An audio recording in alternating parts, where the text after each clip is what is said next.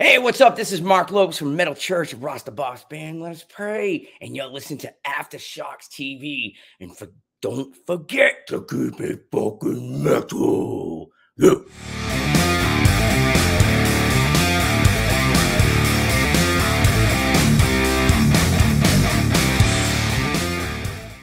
All right, you're watching Aftershocks TV right here on the CMS Network. And we'd like to welcome our guest today from the legendary New York classic metal vets, the Rods. We got drummer Mr. Carl Canedy with us here on Aftershocks. What's happening, Carl?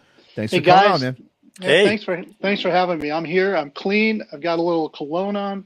I'm ready to go. Oh, wow. Cologne. All right. Yeah, definitely, man. Well, today is the day, Carl. The new album, Rattle the Cage. Let's bring this up right here. It's out now on Massacre Records. It's the first full length for you guys since 2019's Brotherhood of Metal, and the third release since you guys reunited about 15 years ago. 15 years ago. And so before we just get into talking about the new album, Carl, I mean, when you think back, to the early part of the band's career at the dawn of the 70s and then into the mid-80s when you guys had first, disbanded, did you or could you have ever imagined you'd be sitting here talking about a new full-length album coming out 45 years later? I mean, what's your thoughts on that? I used to think that 30 was old. Excuse me. And I used to think I'd be dead by 35. I didn't, my long-range plans were not that long-range. So I know I had no idea we would be here talking all these years later, nor would I be thinking that, Rattle the Cage would be out today and that we're already halfway through the next album. Oh, wow. So who would have thought that? Shoot. Wow, so you got another one in the can coming up. Okay. Absolutely. Very cool, man. Very cool. Well, Rattle the Cage, Carl, to me, essentially, when I listen to it, to me, it picks up really where you guys, left off with the last release, Brotherhood of Metal.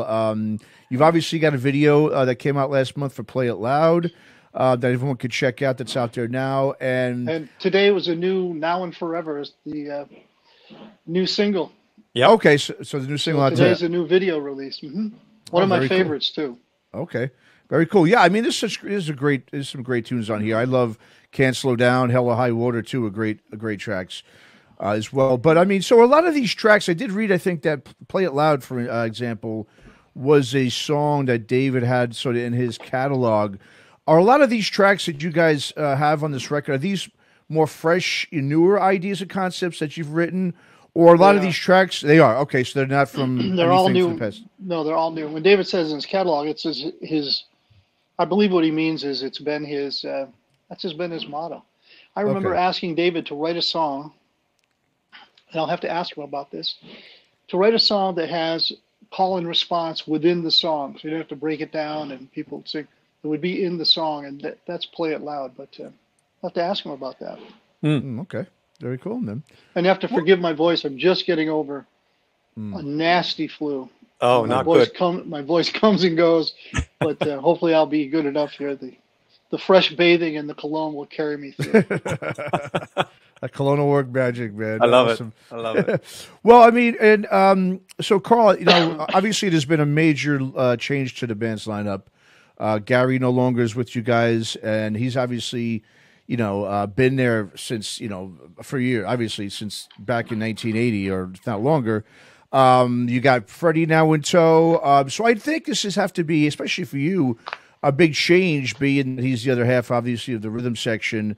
And obviously you guys have been playing, for decades with each other. So, I mean, how has that change now been for both you and David in terms of not just, writing, recording, and playing live, but really just from not having that same person around in the room that always been there since you guys started to release music, 40 plus years ago?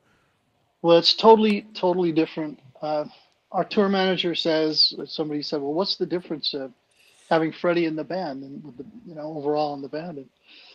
And excuse me, she said, how when you have two old cats in the house and then you introduce a kitten, like totally the old cats come to life. And I say it pissed me off when I heard it, but actually, and I thought for a minute, I thought, how can I be pissed? It's hysterical. But anyway, it's been across the board. Freddie is, first of all, it's different from playing with Gary, but Gary and I, Gary was not a team player when it came to playing parts. Gary was, he was a guy who he didn't want to spend time working out parts. He was actually toward the end, I had to really push him to do Brotherhood of Metal. He had a bitter attitude toward the business, and so it was. He wasn't really in the game, and it wasn't a surprise that he retired, at least from the rods. However, with Freddie, he and I work parts out. I call us the Thunder Twins, but we work parts out. The rhythm section, I mean, it's never been better. When we go on stage, for me, I know we're going to be solid. Freddie brings a whole different bass tone from Gary. So Gary was a very heavy mid-range. Freddie is more Geezer Butler, the low end, the high crack in the top. That's what I love. So I'm really, I couldn't be happier. As you mentioned, I'm thrilled about it. And the other part of the thing with Freddie is that Freddie is a very positive individual. He's a good guy. He brings a lot. I do a lot of managerial duties for the band, and Freddie has been a huge part of that team now. He helps so much. We work very well together. He has my back on so many things and brings a lot of ideas. He sequenced the album, for example. David and I were going round and round about, which song should be here. And, the typical, you're an asshole. That's wrong. No, fuck you. That's supposed to be here. Oh, sorry. Can I say that? Sorry. Yep. Yes, you can. Yes. Yeah. Go for it. Okay, good. I didn't mean to, but good.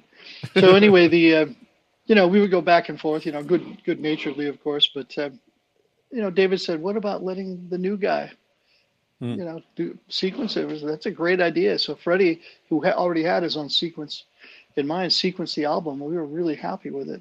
So Freddie contributes in so many ways. And as far as David goes, I think I feel the same way. I think David feels the same way as I do, that having Freddie in the band, like I said, no drama, very positive, very proactive. We've not had that. Gary was not an integral part of the band. Gary didn't write songs. Gary didn't, I'm not dissing Gary. I'm just saying this is what the story was with Gary. Gary just wasn't involved. He was like, if we had a gig, a lot of times I would send him gigs for something in Europe. Hey, David and I talked. We got a gig here in Europe, or 2 or 3 gigs. And I would get a simple text back, not interested. Wow. So that was the involvement sometimes. So not that he wasn't phenomenal on stage. He and David were, like I call it, the dog and pony show that I got to watch, because those guys would be all over the stage and together. But Freddie's very positive and very, I think for David it's the same as for me. When he goes on stage, he knows he's got a solid rhythm section. Freddie's there. Freddie's, he's involved in the band, and he interacts with David on stage. Like if you didn't know the band, or you just saw somebody before, and you saw, you wouldn't notice the difference. And what's been surprising to me, again, is that the fans have been, they have embraced him without question. I think maybe I've had 2 people say something like, "Oh, I miss Gary." I'm like, well, when did you see Gary before? Well, I really didn't. I'm like, oh, okay. So, but I mean, it's a good thing in terms of how the fans have really embraced Freddie, and it's been a great, for me, it's been a rejuvenation that I'm really happy about. It's in this, what is really the proverbial, and I hate to ever be negative, because I have a lot of things going on myself that I'm still working on projects, including my new book, which I'll be announcing shortly. Nice. But it's nice to be in basically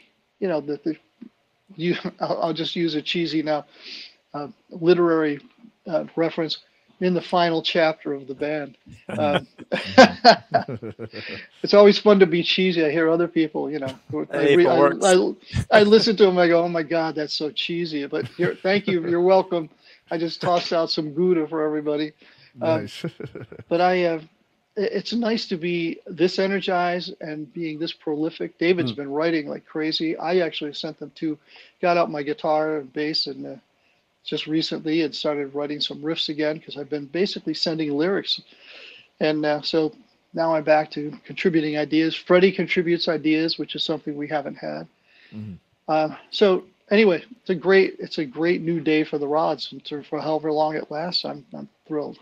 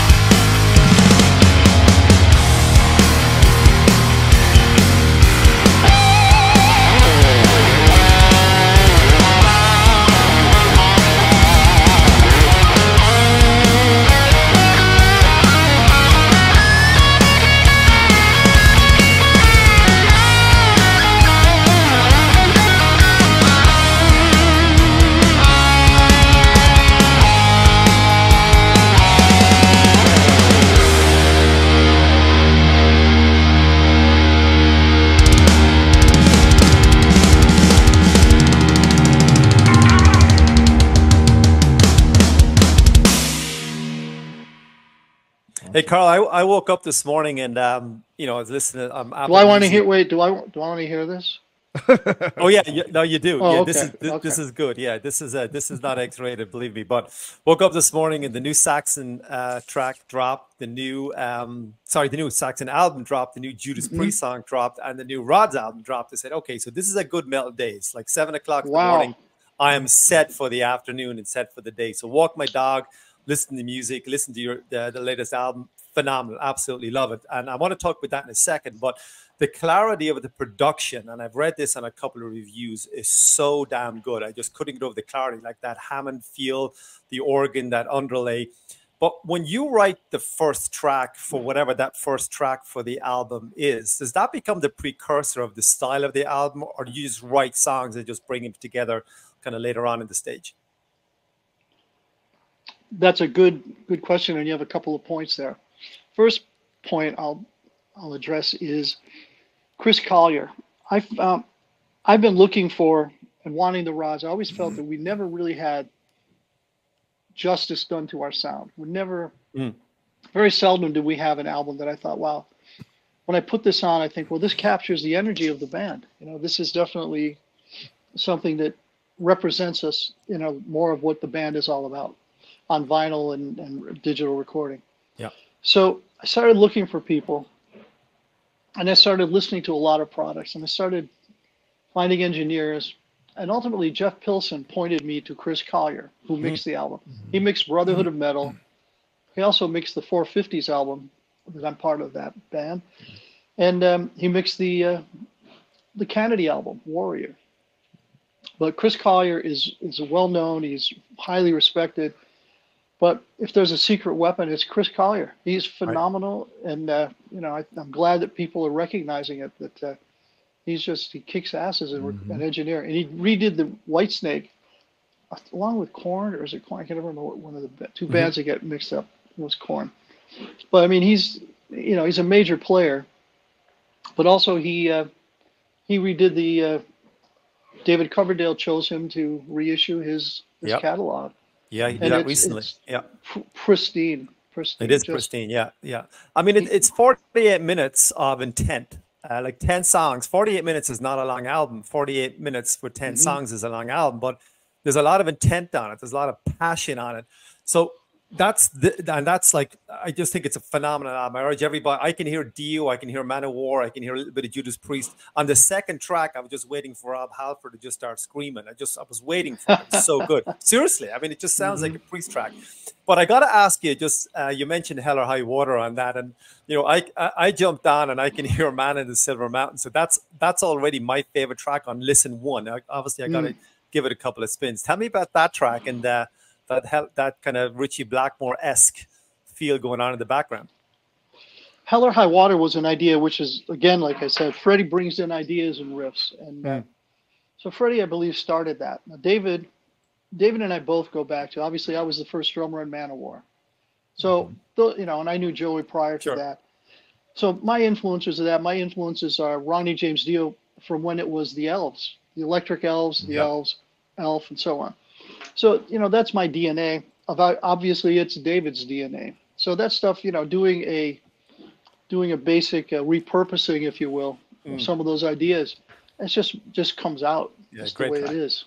And, you know, Hell or High Water was just I love that vibe. I was a huge fan of Gary Driscoll, the drummer in Rainbow, first Rainbow.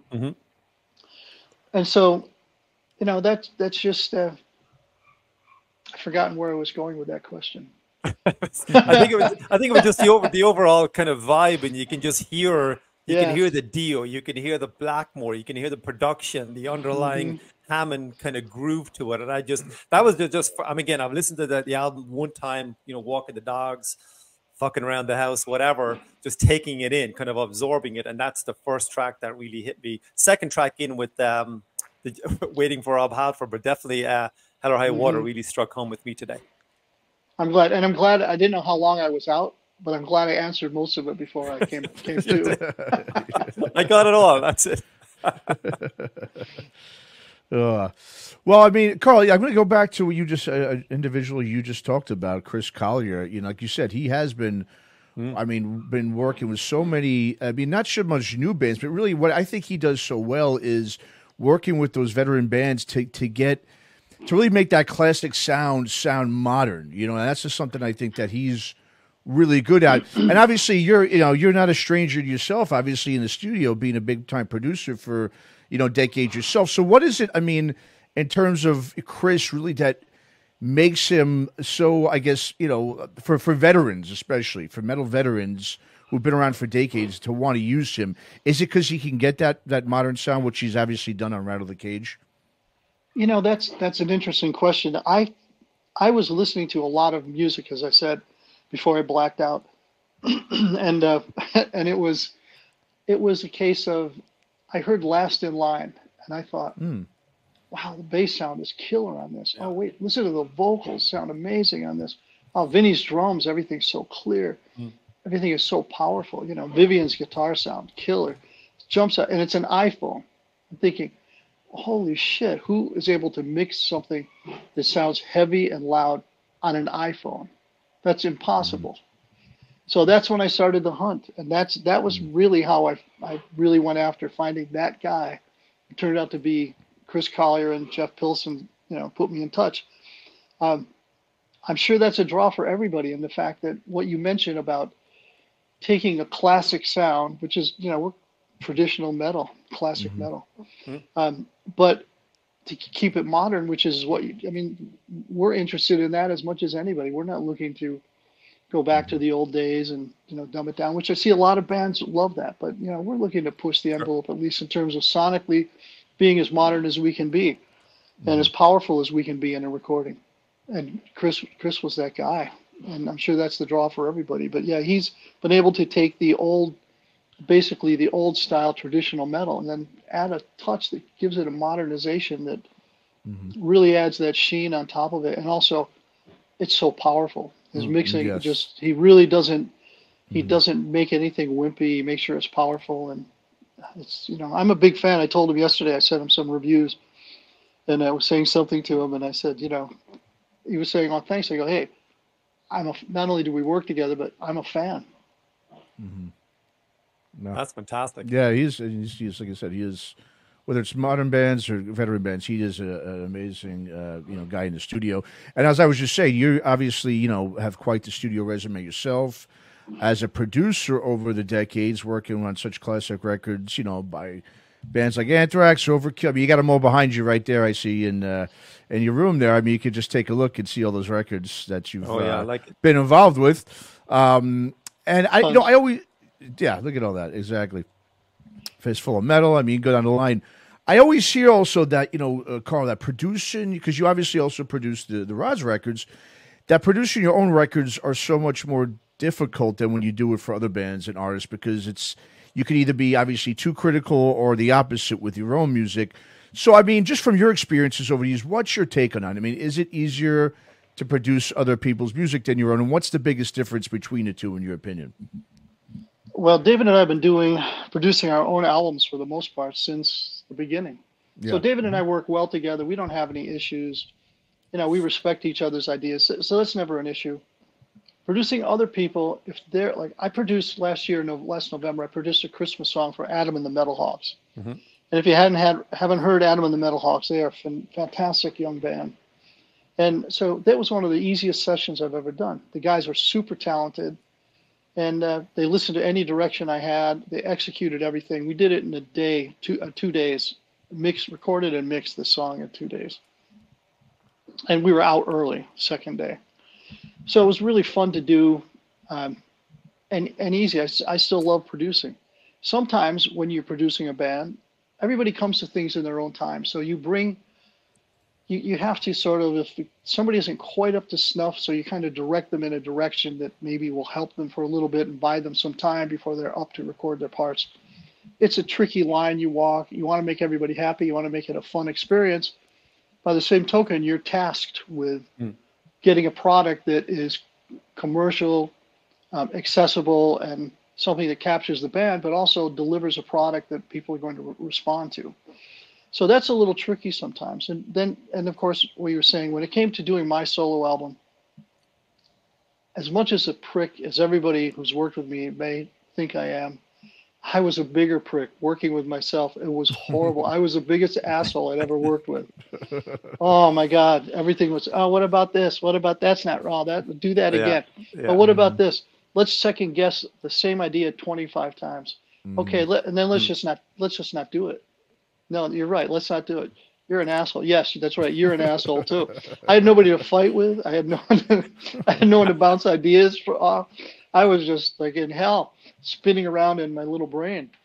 So, when it came to doing the second Canedy album with Warrior, that was phenomenal because it was a band. The only reason it was called Canedy was because we needed to call it something to release it, and since the band had no track record, that the best thing to do was just call it Canedy to get us as much attention as we could for whatever that actually lent to the accessibility. But it was a whole different world, and they're all three of those guys had worked together.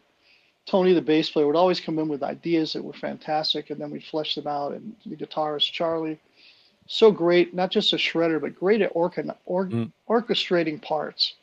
And so he would build layers upon layers, and then of course Mike, I call him the chameleon, and he has a new album coming out shortly with Freddie. I can't remember, Red something Records, but it's really cool. But Mike is a phenomenal singer, and so working with those guys was a whole other animal from when I did my solo album. So all different projects and all different approaches. Sometimes you're getting in a studio with most of the people I've worked with have been wonderful. I love working with them. Every now and then you come across somebody who's a real jerk, and you just have to flow around the rock. You do the best you can. I got a question that, like, it started out, Carl, talking about, your album is out today in Priest and Saxon, whatever. And obviously you've mentioned, Jeff Pilson and various different musicians. So as a credible musician, with a 44-year legacy and well established in the rock and metal world, do you ever stop being a fan? And I don't mean just like, obviously you like who you like, but I mean like being immersed in the music. So Matt and I are always talking about, hey, this new album has come out, this guy's producing it, and I'm reading whatever magazines, jumping on Blabbermouth a couple of times a day. Do you ever stop being that fan? Because if I became the most famous metal musician in the world tomorrow, I could never not be a fan because it's in my DNA since 1981, and it's just who I am. Does that ever happen to you musicians generally? I don't know about other musicians, but no, I'm a fan. And by the way, forget the Saxon and Priest album. Those guys, they'll be around. Definitely check out the Rods album.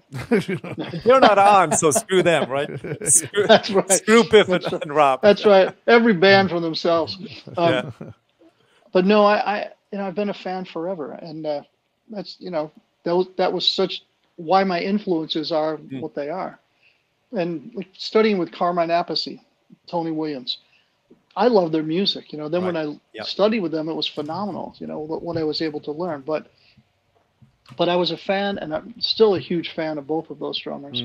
But I'm a fan of a million drummers, and I get flack sometimes because they'll talk about Charlie Watts or Ringo, and my drum friends who are snobby, if you will. They'll be like, "Oh, they suck." I'm like, "Really?"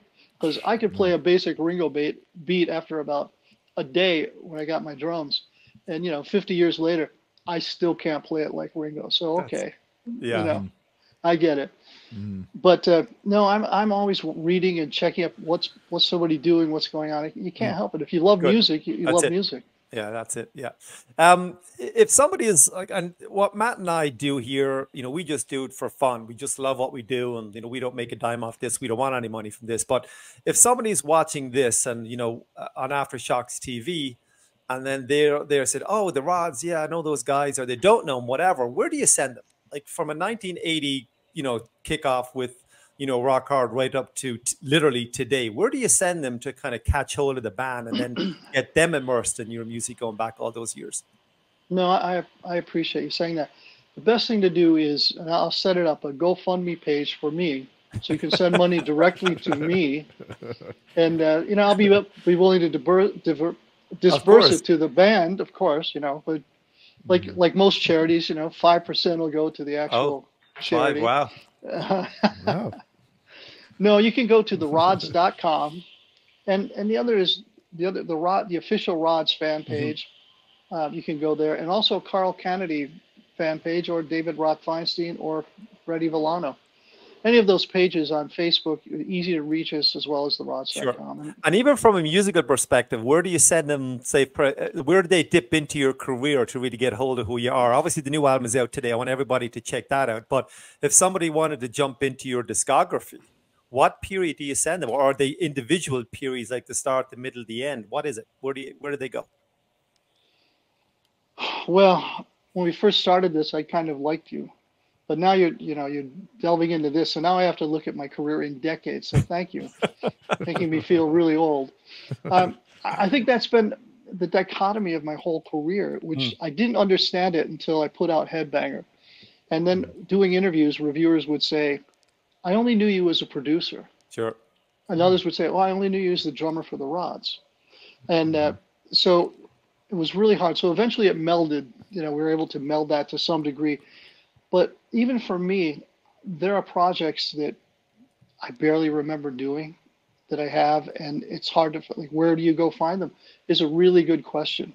So what we're talking about doing is a Wikipedia page once my book comes out. And I'll try to compile all these albums I've been a part of, either played on, guest drummer, or produced. And so there's one place, but right now I really don't know. I guess the internet is the best place, and but I hate sending people to the internet because there'll usually be some goofy picture will show up, and I'll be so embarrassed by that. And so, it's like I hesitate to go, yeah, just Google me, man. That's cool. Yeah. And then I think, oh, God, what did they just see? Yeah, what did they do? Yeah. But I think, I wish I had a place, and hopefully we will have something for a Wikipedia. But for now, I would say Google, and YouTube is good,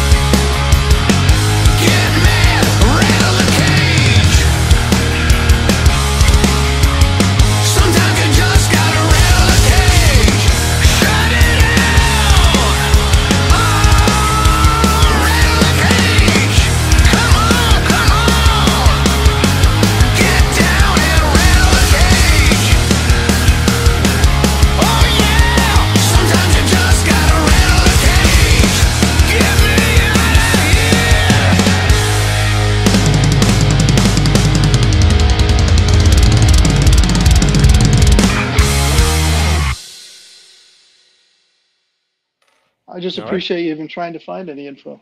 Yeah, man. Sure. I was doing it. That's why I want to give everybody direction if they want to discover you, the Rods, your musical legacy, and that's what this is about, So to this, launch bands from scratch or legacy bands like yourself. I appreciate that, but honestly, that was a trick question, wasn't it? Because you've done the research, you know the answers, but yeah, you wanted to Yeah. trick me into saying My something notes are right stupid. there. My notes are right there. So yes, you're 100% correct. Damn. Well, Carl, just going back to, I'm just talking about really the early days. I mean, the Rods and MANOWAR, upstate New York. You guys were really two of the bands that were really raising that flag for metal in terms of the celebratory themes of the genre when it came to the track, names and the lyrics. And that essentially really eventually kind of led into what everyone, knows now as power metal. I mean, what was it about, I guess, the two bands when it came to sort of that musical and lyrical approach to celebrating the genre that way? I mean, it's obviously the brotherhood of metal, all that kind of stuff. I mean, that really, when I think of that stuff, I think of the Rods, I think of MANOWAR. What do you think that kind of emanated from? Talk a little bit about that, if you don't mind. Well, I knew Joey before we started working together. Joey had a vision for MANOWAR, and I have to be honest, I don't think, and maybe I didn't either. Didn't see his vision. It was a very tunnel vision, laser focused idea for MANOWAR. Laser focused. I remember when he called me and said, "We finally have the name for the band," and I was like, "Wow, so cool." But he had a vision long before. So Joey was his own guy, and I knew it was going to be huge. That kind of intelligent, focused approach was only going to lead to major success. And then, of course, working with him and seeing how things evolved when we auditioned for his name Curry from EMI, Ross's friend. But just seeing the evolution of that, being there at the genesis of that band was clear. But I think Joey was his own person unto himself from day one. I think David, pulls his influences, and I pull my influences from all of the different bands that we loved and were fans of. Of course, David toured for a solid year with Deep Purple and a million other bands that were on bills. So his influences are there. And I just think we were, when the Rods started, I know that for us, we were very much a band, a gang, where, it's us against the world kind of thing. And I think out of that is what came, how we wrote some of the lyrics or some of the ideas was just, it's us against the world, and we kind of celebrated it in the music. Yeah. Well, and one thing I loved about it, and I still do, obviously, is just how much fun it was. I mean, it was so much fun that brought to metal. And I think that's something that's really kind of been missing, over the decades, is it's become maybe the opposite. It's become more angry and hostile, and it's just that. I mean, what drew me to metal as a youngster in the '80s was it was so fun. I mean, what's your take? I mean, coming from someone who was obviously a part of bringing that fun to metal. I mean, obviously you've seen that yourself over the years. I mean, what's your I guess take on that coming from someone who played that style of fun metal that we just kind of don't see as much as we once did when the genre first started? If I hear my friends say, "Oh, I haven't heard anything good since whatever year," and I'm like, "Wow, are you listening to the music? Like, do you listen to anything new?" So I would hesitate to say too much to address that, because sometimes it makes me feel like some of those opinions would be a little dated and coming from this old geezer, when in fact I celebrate all new music. One thing I don't love is when I see it from both sides. I see young bands that I work with or friends with, and they are into all kinds of music. They don't label it. They're just, this stuff is great. These guys kick ass. I love this. So they don't go, "Oh, that's just metalcore. That's not this or that's not that." They don't have the elitist thing. They like it all, which is in my era growing up with, like, I went to Woodstock when I was 16, and Richie Havens opens the show, and then I heard Mountain, which was life-changing for me. When I heard those riffs and Leslie West's voice, I was like, holy shit, I love this. I'm still a fan to this day, that whole sonic thing he had going. So I don't see a lot of that now. So that's one of the things that's maybe disappointing to me is not different styles of music, but the fact that the fans will sometimes be very much, oh, if it's not this, then I don't want to hear it, Yeah. which I find closed-minded, and I find, you're limiting yourself to great music. If the music is cool, then, and I've tried to learn from everybody and everything.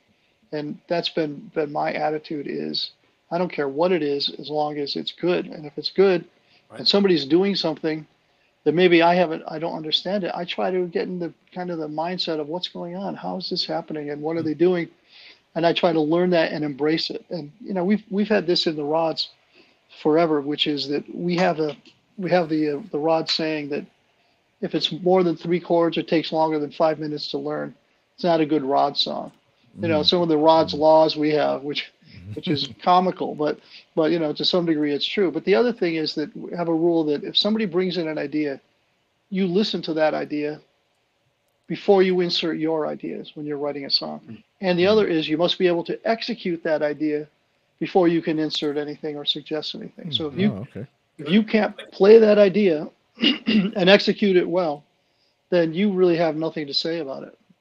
And that's been a really good thing for us. We have a lot of respect, right? So it shows a lot of respect and restraint, because as you know, sometimes bands start and somebody will bring in a riff. Oh, wait, I got this idea too, and pretty soon, it's so watered down or it's so discouraging. You have nothing. So, I think musicians today, but I do see a lot of young bands, and I love the camaraderie from the different bands who host each other and take care of each other, especially the metal, hardcore metal bands. Yeah. And so I love that. I love that, and I see it with young drummers who are phenomenal, but they love the way I play. And I'm like, you smoke me as a drummer, but it's not about that. It's about what you bring to the music, and they listen to. Okay, that's his style, so that's a cool thing. Like I say about Ringo, I don't play like Ringo, but I would polish his drums any given time, because I think he's phenomenal. So there's a respect and a camaraderie with the musicians. So that I love. I just don't love some of the negative, vibe that happens because they're becoming elitist. Well, that style of musical, then I won't listen to it. Yeah, no, absolutely. And you mentioned something too before, Carl, about, obviously the Rods, you guys, obviously, you've toured with so many of those legendary British bands, Priest and Maiden. And when I think about when that, the Rods, when you guys came up, I mean, you were definitely one of the first American bands to sort of take that new wave of British heavy metal wing and, bring it here to the States. Now, having, you guys touring with those bands, back then, as an American band, I mean, did you feel like any, I guess, pressure to sort of do the music justice especially when you support those bands, considering this was their sound, and now here you are, obviously it came over to the States here, and you were one of the first, bands that were playing it and pushing it. I mean, did you guys feel like you had something to prove back then when you did that, or did you just kind of had a good time and didn't think of that stuff? Just kind of walk us through that a little bit.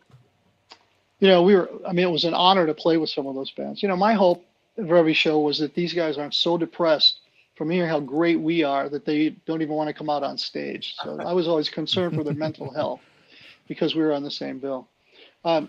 No, I never felt that pressure. What I felt pressure for, if I felt any pressure, which I was so oblivious to feeling any pressure, I think, but was the fact that I wanted us to be as good as we could be. And the one thing about the Rods is when we used to joke about the fact that it's, I'm sorry, I have a contractor here who doesn't care that I'm doing an interview.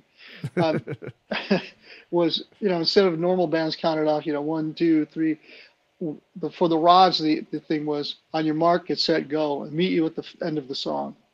So that was our attitude. Was like, how much energy and how much can we bring to each thing and each song and each show? And that was our thing. We just wanted the best show we could do, and we loved what we were doing, as you mentioned. We loved that. It was so much fun. It was just a great time and great energy. And so that was our big concern. So we weren't really thinking about any of the other bands. In fact, we were in awe of the other bands. Like, how can you not be in awe of Maiden or Priest? Right.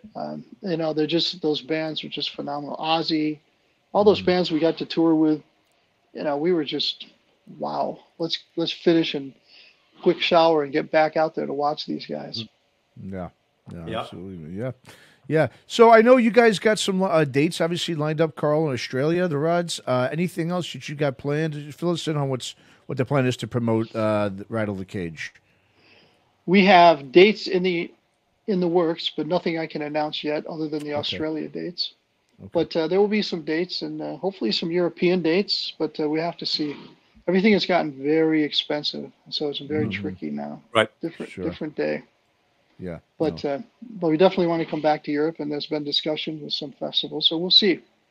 Okay, fantastic. Oh, fantastic. Well, in the meantime, everyone can go ahead and check out Rattle the Cage, The Rods. It's a brand new album out now on Massacre Records. Carl, go ahead and just, again, I know you said it earlier, but just what's the best place that the listener and viewers can go and check out the band and buy your merch and, all that good stuff and keep up with the band? You can go to therods.com, and also you can go to Carl Canedy Facebook, David Feinstein Facebook, Freddie Villano Facebook. And also find us on all the platforms. So, but in terms of contacting us, try one of those or the Rods fan page. Sweet.